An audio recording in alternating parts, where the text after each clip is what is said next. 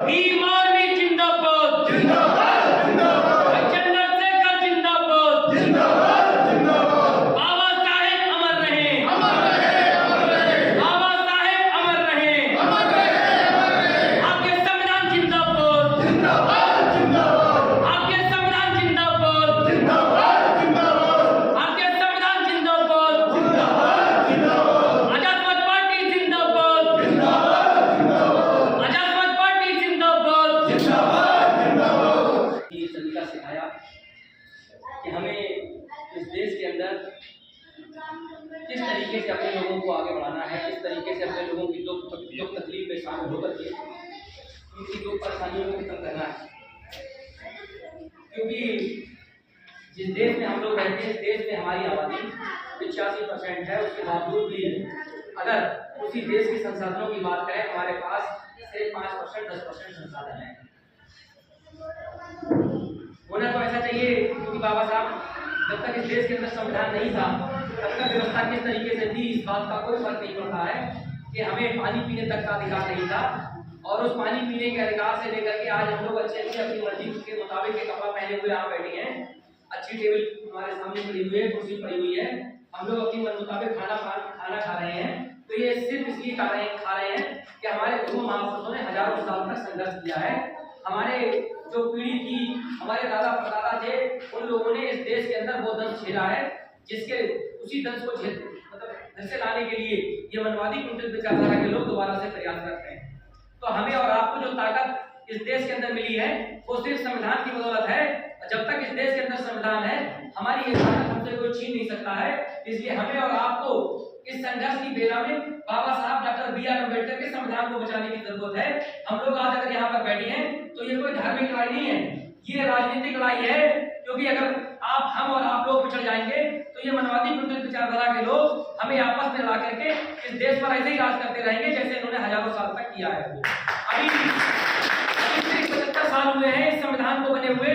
अगर 75 साल से जो लोग उम्र के ज्यादा हो, जिन्होंने गुलामी देखी हो, तो उनसे जाकर पूछोगे कि अगर इस देश के जो बहुजन समाज के लोग हैं, जिन्हें शूद्र कहा जाता था, अगर आप उनके घरों पे जाके उनके 75 साल पुराने घरों को अगर देखेंगे तो किसी के घर जो है पक्के बने हुए नहीं थे, सभी के घर कच्चे थे, झाड़ फूस के घर हुआ करते थे, और गांव के एक तरफ घर हुआ करते थे। चाहे वो दलित समाज के लोग हों, चाहे वो मुस्लिम समाज के लोग हों, चाहे वो ओबीसी समाज के लोग हों, जो अपने सर पर आज जी रहे घूम रहे हैं। हमें और आपको ये ताकत अगर इस देश के अंदर मिली है तो वो बाबा साहब डॉक्टर बी.आर. अम्बेडकर के संविधान की बदौलत मिली है। अगर इस देश में संविधान नहीं रहेगा तो हमारे हक अधिकार दोबारा से छीन लिए जाएंगे, हमें दोबारा से हमारे कामों की तरफ लौटा दिया जाएगा। अगर आप चाहते हो जिस ऊर्जावान जिंदगी, जिस एहसास के साथ आप अपनी जिंदगी को बसर कर रहे हो, आपकी नस्लें भी इसी तरीके से देश के अंदर अपनी जिंदगी को काटे, तब आपको बाबा साहब डॉक्टर बी.आर. अम्बेडकर के संविधान को बचाना पड़ेगा। इस देश के अंदर अगर बाबा साहब डॉक्टर बी.आर. अम्बेडकर के संविधान को कोई बचाने की लड़ाई लड़ रहा है तो वो इकलौते भाई एडवोकेट चंद्रशेखर आजाद हैं। इसलिए पूरी ताकत के साथ आपको मिलकर के बाबा साहब डॉक्टर बी.आर. अम्बेडकर के संविधान को बचाने के लिए भाई एडवोकेट चंद्रशेखर आजाद जी का साथ देना पड़ेगा, भीम आर्मी का साथ देना पड़ेगा, और जो उनके द्वारा राजनीतिक पार्टी बनाई गई है जिसे आजाद समाज पार्टी कहते हैं, जिसका चुनाव चिन्ह केसरी है, हमें समर्थन पूरी ताकत के साथ करना पड़ेगा। तो यही मनवादी कुंठित विचारधारा के लोग जब चुनाव का वक्त होगा तो हमारे और आपके दरमियान आएंगे, हमारे और आपके पास आएंगे, और हमें और आपसे ये कहेंगे कि अगर हमें आप वोट देने का काम नहीं करोगे तो आप देखो कोई मुसलमान जो है इस देश में जीत जाएगा, या कोई मुसलमानों को ज्यादा सपोर्टेड पार्टी इस देश के अंदर सत्ता में पहुंच जाएगी, इसलिए हमें वोट देने का काम करो। मतलब यह है कि जब चुनाव का वक्त आएगा तो लोग हमारे बीच में आएंगे, हमें बहकाने का काम करेंगे, हमें हिंदू और मुसलमान में बांटने का काम करेंगे, तब जाकर के हमें और आपको पूरी मुस्तैदी के साथ, जो माननीय काशीराम साहब ने एक नारा दिया था कि दलित मुसलमान करो विचार, कब तक सहोगे अत्याचार, इस नारे को हमें बुलंद करना पड़ेगा। अगर हम इस नारे को बुलंद नहीं करेंगे तो ये हिंदू और मुसलमान के नाम पर हमें और आपको बांट करके का काम करेंगे, हमारी धन दौलत को लूटने का काम करेंगे, हमारे मान सम्मान को छीनने का काम करेंगे, दाढ़ी और टोपी के नाम पे मारने का काम करेंगे, दलितों को घोड़ी पे चढ़ने के नाम पे पीटने का काम करेंगे।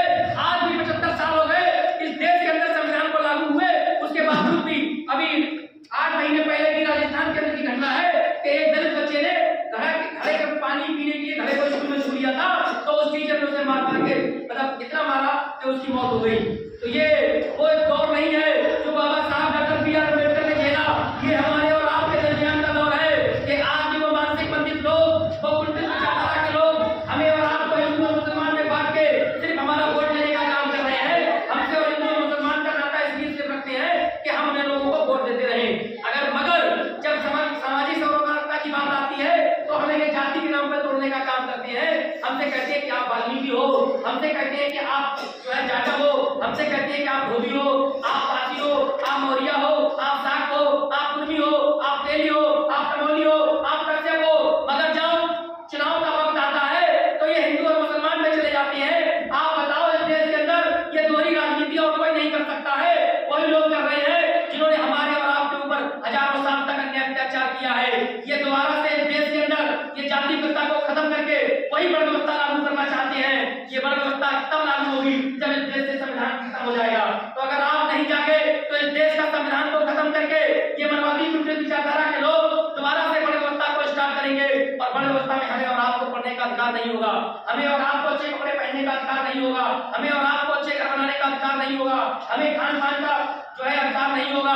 जब तक इस देश के अंदर संविधान है हम धार्मिक रूप से भी आजाद हैं। हम चाहे जिस धर्म का अनुसरण कर सकते हैं, उस धर्म की पूजा पद्धति अपना सकते हैं। अगर कोई हिंदू है तो वो मंदिर में जाकर के जो है अपनी पूजा कर सकता है, कोई मुसलमान है तो मस्जिद में जाकर के वो अजान कर सकता, नमाज पढ़ सकता है, अगर वो सिख है तो वो गुरुद्वारे जा सकता है। मगर तब तक जा सकता है इस देश के अंदर जब तक इस देश के अंदर संविधान है। अगर इस देश में अगर किसी ने हमें ये ताकत दी है तो वो बाबा साहब डॉक्टर बी आर अम्बेडकर ने दी है कि आप जिस धर्म को मानने वाले हो आपको कोई रोक नहीं सकता है।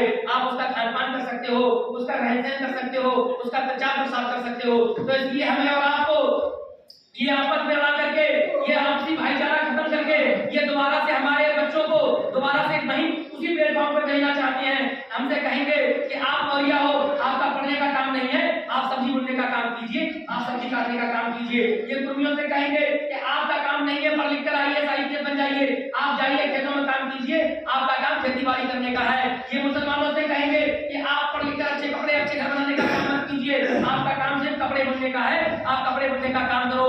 ये दलित समाज से कहेंगे कि आपका काम नहीं है ये संविधान की बदौलत नौकरियां हासिल करना और इस देश की सत्ता पे राज करना, आपका काम सिर्फ साफ सफाई का है, आप जाइए गलियारों में, नालियों में झाड़ू लगाने का काम कीजिए। अगर आप चाहते हो कि बाबा साहब डॉक्टर बी आर अम्बेडकर के संविधान की बदौलत जो आपको और हमें ताकत मिली है, ये आने वाली नस्लों को भी इसी तरीके से ताकत मिले, तो आओ एक साथ आकर के भाई एडवोकेट चंद्रशेखर आजाद के हाथों को मजबूत करने का काम करें। कौन आएगा आपको समझाने के लिए?